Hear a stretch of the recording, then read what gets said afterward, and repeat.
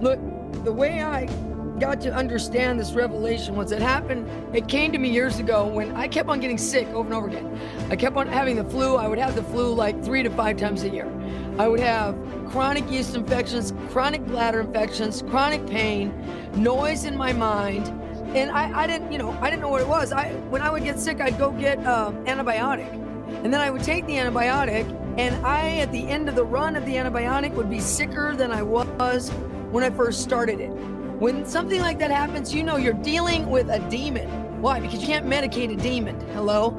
And I remember asking God, what is this? What is this? And I remember having a dream about my father, who I at that time hadn't seen for over 20 years. He's in glory now with the Lord, but I hadn't seen him in over 20 years. And as I was in this dream, I was walking amongst a bunch of tombstones in the dream looking for my father.